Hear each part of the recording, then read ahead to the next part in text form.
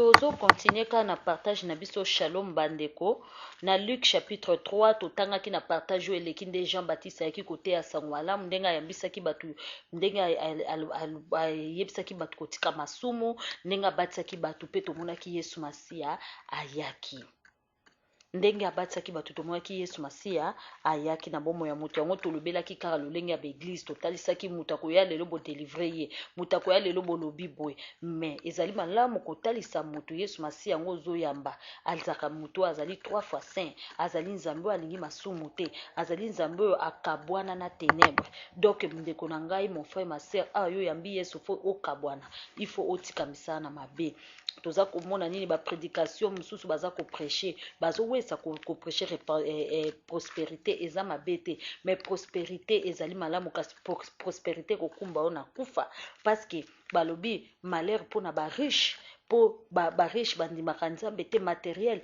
ekoki ko changer yo pe idée excès ya kolinga luxure okoki pe kokweya yango apôtre Paul alobaki nzambe pesanga ya kolia na kolata na pesa kolala cela me suffit parce que apôtre Paul abanaki kobanga bozwi ebele okoki kobosa na nzambe bozwi ebele okoki kokota pena na kati ya makambo oyo yo songolo oyo yo oyebi te yango bandeko na ngai awa tozalaki kaka kotanga Luc chapitre 3 toye kotalisa lisusu na partage na biso awa tozokita lombangu na 9 balobi déjà même la connaît est mise à la racine des arbres. Tout arbre donc qui ne produise pas de bons fruits sera coupé et jeté au feu.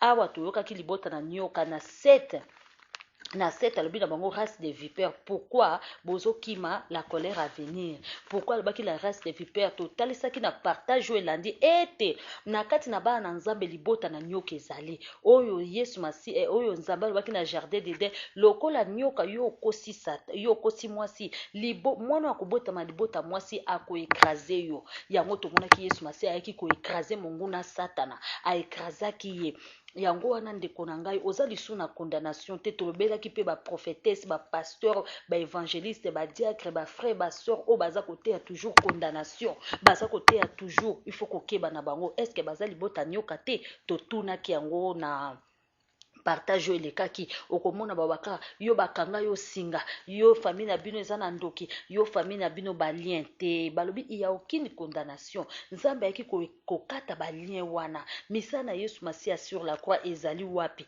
tolobaki bokeba na baeglise ya lolenge ya boye pe baprofete ya lolenge ya boye bamessager de malheur bapesaka toujours bamessage moko ya malheur oyo boye na église mutu moko azali awa aza na libumu pasi mutu moko azali bandeko na ngai bibliquement parlant tomonaki ba maladi ezali mais eza kaka te koloba na batu kaka eza ka nécessaire te baloba na batu tango nyonso ba message ya mabe o na famille na bino boza na ndoki moko boaliaka bino c'est faux po balobi mutu aye na Yesu azali mise à part balobi mutu aye na Yesu muta ko toucher liso ezate po azinga mina makila na Yesu parce que balobi l'âme qui pêche c'est celle qui mourra ezate ke so bakoko na basala ki masumu wana fo kwela yo te évangile tozomona évangile échanger tango ya nzambe et Yesu Masia tango aye évangile eza lisusu ka ya kufa te bato bazalaki na kufa na tango na kala ba ancien testament bato balelaki batindaki bango ba Moïse batindaki bango ba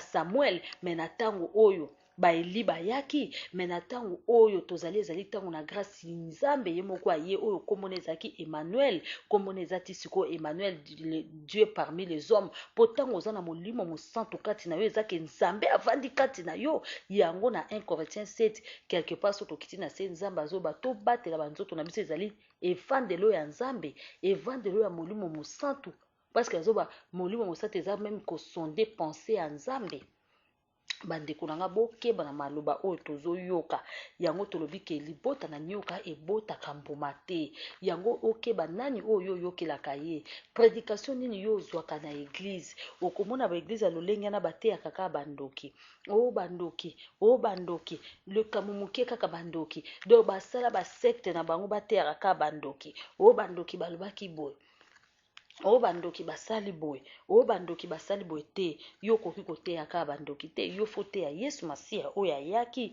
mwana na moto oyo ayaki kokangola biso toza liso na condamnation te yango tobi il faut tokeba ana nef balobi déjà déjà nzambe asi akangoli nzete nyonso ekobota mbuma te bakokata yango wana bazoteya sur jugement. Yesu masiya asi ayaki asi asalaki misala na croix na verset 9 Luc 3 verset 9.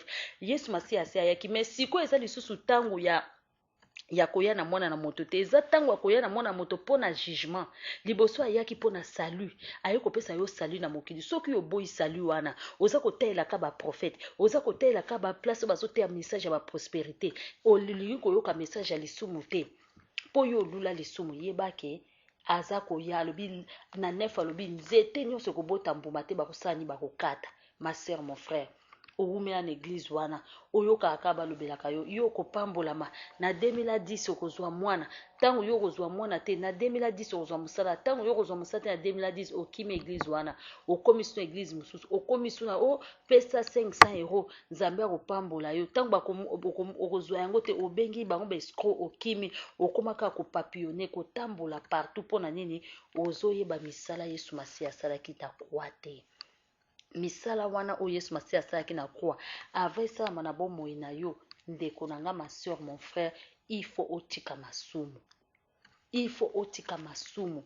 Bana na nzambe awa message ya ntango na suka eza kaka kotika masumu, koyamba Yesu masiya vraiment na bomoi na yo comme Seigneur et Sauveur. Obandaki koyiba tika, kotonga tika, kindoki tika, obandaki kofinga bato tika, obandaki kobeta basheke, koteka badrogue, komela badiamba, kolango masanga tika, oyo nyonso ozalaki nango na ekobo, makambo nyonso ya mabe ozalaki nango tika. Donc message ya ntango oyo bapasteur mingi baza kobanga koteya bato message wana, bazomona ke so babandi koteya lisumu bato bakokima na église. Et pourtant, il faut côté à bana na nzambe. Babi Jean-Baptiste a tout le monde na liki 3 soto bani na 1 abanga kite. Alobi na bango abanga kite. Babi bo banga bango te. Po nyonso oye bombani eko bima na polele. Jean-Baptiste abanga ki bango talobaki na bango. Même a soko to kiti na soko mona ba soda batunye biso to salani. Alobi pena na ba soda ke botika corruption. Bo funda mutu sans cause te. Bato mosusu baye kotune ba machis abangaki mutu te. Mais yo pasteur, yo évangéliste, yo chantre soko temika liboso même ya gouverneur kaka okomi kokosa obwangani nzambe apesi yo mbongo ale akorrompre yo ale okomi kokumisa ye okomi koboya. Tozomona makambo oyo bandeko na ngai, botika kokandela bato nzela na lola. Ma sœur, mon frère, bote ya bato loba na ndenge ya solo liloba na nzambe bino bobengami basali na nzambe bozosalela mokili oyo te. Tomoni ba apôtre Paul balingaki bakufa liboso na ba roi, bateyaki liboso na roi Agrippa, ateyaki Yesu masiya.